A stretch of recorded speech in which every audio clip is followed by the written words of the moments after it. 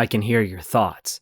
And they're saying that this is the best anime character of the season. Spy multiplied by family is the hottest show of the season. Wait, not that kind of hot. Jesus Christ. Spy Large Family has taken the anime world by storm, and I think this has to do with plenty of things, like the stellar adaptation, pacing, amazing charm, but in my opinion, most importantly, the way that the ensemble cast is handled. And I'm going to show that this show is loved not only for Anya, but also because of its stellar writing regarding its famous family, and Anya. Also, did you know that Spy Lesser Than and Greater Than Together Family is on Netflix? But I don't see it, you say. Well, if you live in North America or Europe, you're not gonna see it, and that's because it's only available in other regions like Japan or South Korea. But don't fret, if you have a Netflix account, you can still watch it with the help of a VPN. And that's where this video's sponsor comes into play, Surfshark VPN. A VPN is a virtual private network, and it allows you to travel the world while still being alone in your room, watching anime! Using Surfshark will allow you to change your region to watch shows even if you're not in the region where they're available. And this applies to every site where you watch weeb shows,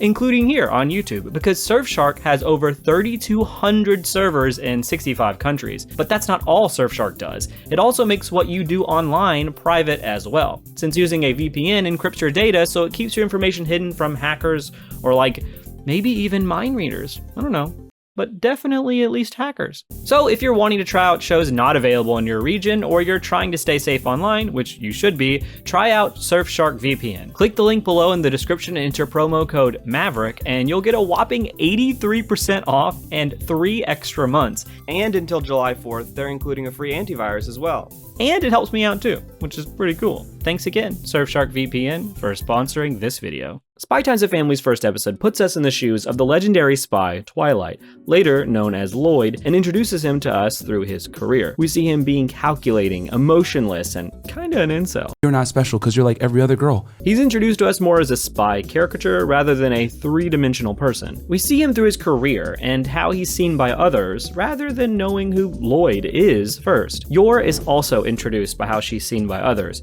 Her closed-off nature is introduced to us before we even know that she's an assassin. It's clear that she's a bit of a mouth breather. But what she lacks in street smarts, she makes up for with her sincerity. We see this side of her clearly, but she can't express her career to others. Like Loid, Yor is also keeping a secret, obviously. But the important part is that we're introduced to both of their characters by how others see them first, and not how they truly are. But this is where Anya comes into the picture. Anya Forger is a telepathic orphan GoldenEye fan. Anya has an unusual ability to melt the hearts of everyone watching the show, but also the ability of absolutely fleshing out the characters around her. She too is introduced to us by how she's viewed by others, by how the orphanage drunk sees her and how Loid sees her. But because she's a child, she's essentially a clean slate. While Loid and Yor are defined by their careers, Anya is amorphous, and so she looks for a family that can give her a definition instead. This shows us that family and a career are something that the show is obviously contrasting. Family gives true meaning to the self, while subservience to a career drives one away from the self. And obviously the show isn't talking about blood family, but rather family that you choose, which we'll come back to. But all this subtext can be read just from the first 2 episodes. This is a masterclass in having your characters fit the themes of the show just from their introductions alone, which a lot of shows or written work really can't pull off. In the world of Spike's family, suspicion means the difference between freedom and an existence behind bars. The show tells us that just being a 27-year-old who isn't married can even lead you behind bars.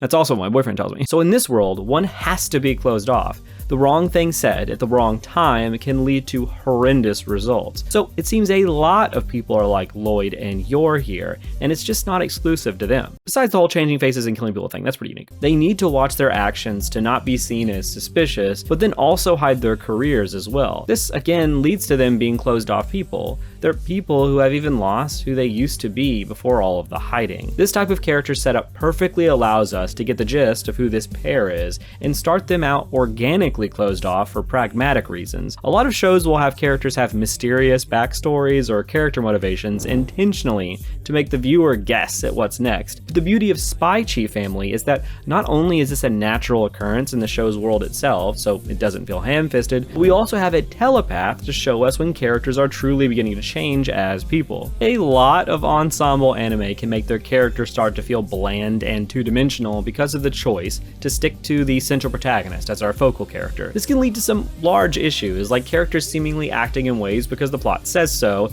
and not feeling like legitimate people who act in accordance to their character. Gag manga can typically get away with this, with just making their characters ridiculous for the sake of it, but Anya allows us to see Loid and Heeeere as more three-dimensional than they would really be allowed to be otherwise. Again, her telepathy allows us to hear the thoughts of those around her, and it allows us to see the facets of who they are, which is obvious, right? The ability to read thoughts is commonly used in stories to just allow us to read the thoughts of others without breaking immersion. The difference here, though, is that it's being used by a walking meme, and so Anya's childhood wonder and stupidity allow for hilarious moments, but also allow her to accept Loid and Heeeere for who they truly are, not who they are as they're hiding. Oh, did I forget to mention that I'm a telepath too? Hold on, let's see your thoughts again.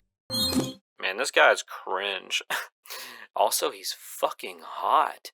Should I come out from under this bed? Yeah, I think I'm gonna show him my clown costume. But it's too bad that we don't have another Shonen Jump manga to compare this one to prove that it's doing things a bit different. You know, a manga that is centered around the idea that family is really who you choose, and it's a gag manga, and has a telepathic character, and Sakamoto Days is an easy comparison to Spy X Family because of all the aforementioned similarities. But how they handle the storytelling attached to the telepathy is where things really start to differ. While I love Sakamoto Days, and I think you should definitely check it out, I also think that it handles its characters in a less serious way, whereas Anya uses her telepathy to inform her and us about the more in-depth truths that the characters at the center of our story have. Sakamoto Days primarily uses its telepathic character for a few one-off jokes, practical purposes like battles and scouting, and to essentially talk to Sakamoto. The main difference here then is on the focus. The telepathy is used as a storytelling technique in Spy X Family, while in Sakamoto it's to serve practical purposes. This is the difference between a more clever, character-oriented writing style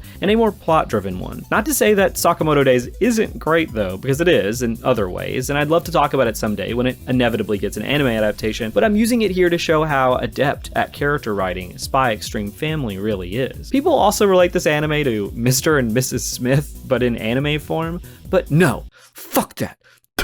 The cast dynamic is, in live action, I think more closely related to that of like Harry, Ron, and Hermione, even though Anya is more of a Hagrid. And this is because of how each character foils each other. Where one is cold and calculating, the other is sincere and honest, and the other is dense and sincere. Having this cast be a textbook definition of foiling while also allowing each to show the themes of the show just through who they are is fucking so good. I'm curious though, what do you think is the best or your favorite anime trio? Let me know in the comments. It's clear though that Loid and Heeeere aren't just growing closer to Anya because she's pragmatically giving them what they want, but also because she accepts them for who they are, even though they don't know it, and is allowing them to remember who they used to be before they were shackled to their careers. The telepathic ability for Anya is a symbol of her innocence, but amplified. It allows her to break through to people who have refused to show the world who they are, even those closest to them. The obviousness of the formula of Spy X Family is the secret sauce. Like, duh, mind reading allows you to know more about characters, but as we've seen with Sakamoto Days and others, it's really not that simple. Those types of storytelling techniques can absolutely be fumbled, and 9 times out of 10, they are. The same is true with foiling a trio, or using the introductions of your characters to say something more about the story at large. Just because a story technique can do something doesn't mean that it will.